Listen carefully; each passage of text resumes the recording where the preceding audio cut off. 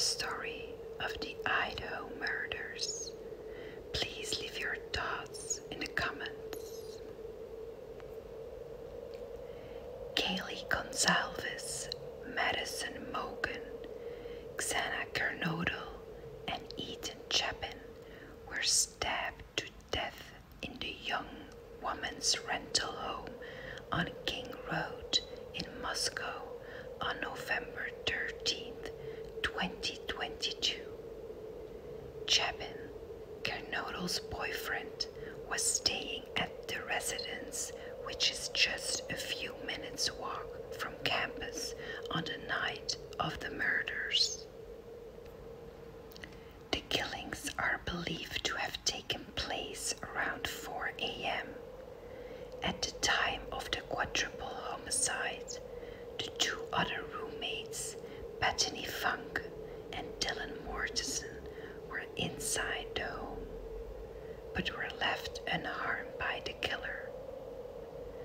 The police report reveals that Miss Mortensen came face to face with the masked killer. According to Mrs. Mortensen's terrifying account, she had gone to sleep in her bedroom on the second floor of the 3-floor home and was woken by what sounded like Goncalves playing with her dog in one of the 3rd-floor bedrooms. She told investigators she was in her bedroom on the 2nd floor of the home, the same floor where Kernodle and Chapin were killed, and was standing in the doorway as the killer walked right past her. A short time later, Miss Mortensen said that she heard someone, believed to be either Goncalves or Kernodle, saying, "There is someone here." Minutes later, Miss Mortensen said that she looked out of her bedroom for the first time, but did not see anything. She then opened her door for a second time when she heard what she thought was crying coming from Kernodle's room. At that point, she said she heard a man's voice saying, "It's okay, I'm going to help you." When she opened her door for a 3rd time minutes later, she said she saw a figure clad in black clothing and a mask that covered the person's mouth and nose walking towards her.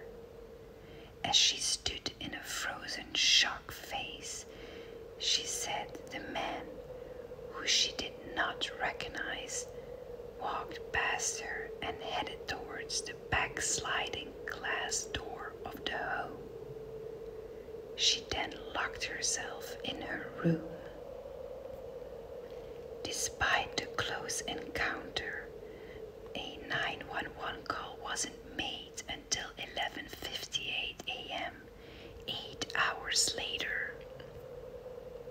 The call made from one of the surviving roommate's cell phones reported an unconscious individual. It is unclear if the killer saw her or whether she simply had a lucky escape because she didn't notice her inside the dark room. This raises the question around whether or not he planned to kill all 4 victims, or whether some of the victims were treated as collateral damage in the horrific attack. Goncalves and Mogen's bodies were found in a bedroom on the 3rd floor, while Kernodle and Chapin were found on the 2nd floor of the home. Now, who were the victims? Goncalves and Mogen, both 21 years old, were seniors at the University of Idaho and were expected to graduate this year. At a vigil weeks after the murders, Goncalves' father, Mr. Goncalves, told how the two absolutely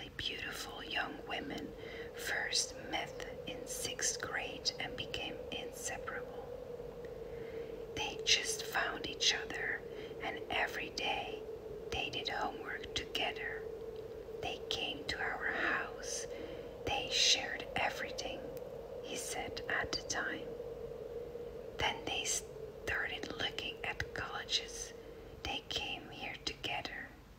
They eventually get into the same apartment together.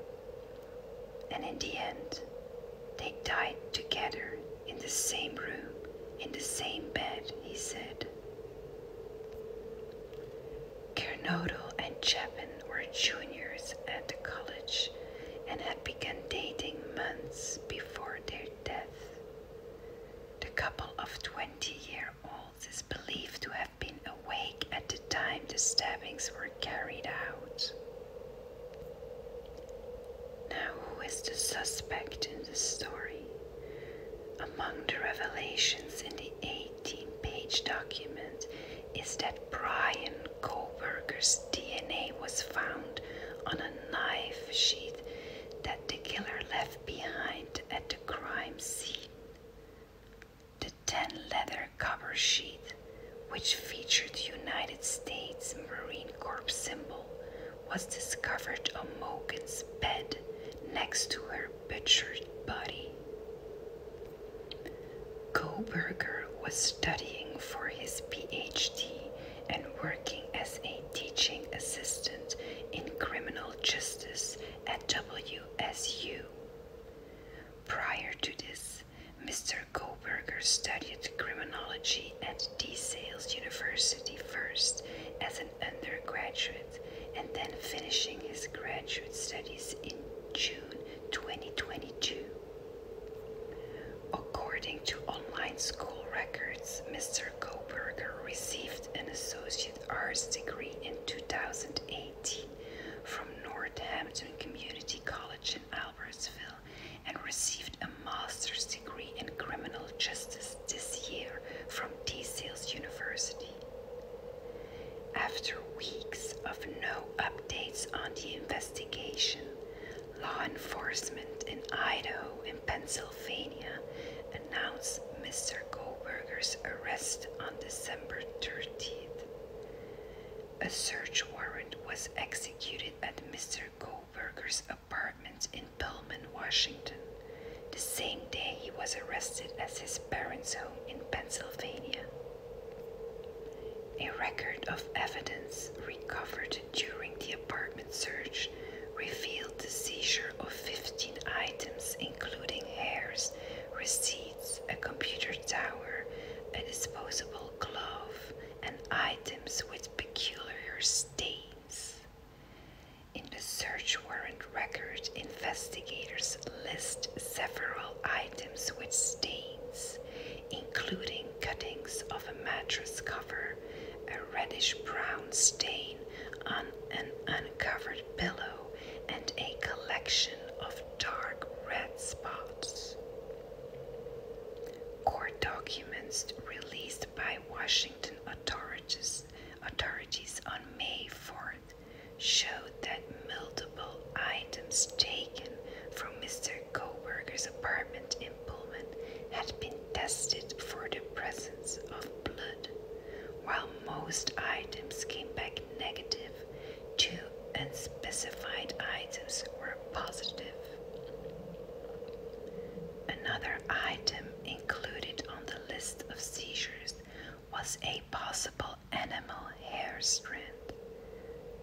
While Mr. Kohberger is not believed to have a pet, one of the victims he is accused of killing, Goncalves, had a dog that was at home at the time of the murders and was later found by police responding to the scene.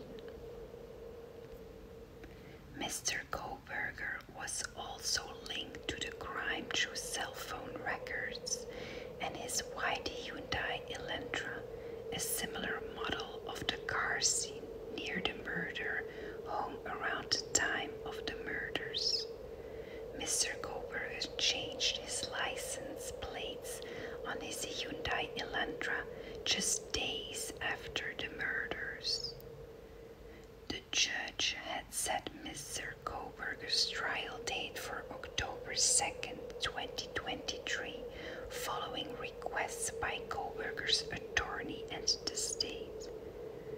Prosecutors are seeking the death penalty in this case, citing 5 aggravating circumstances that could warrant the maximum sentence of capital punishment.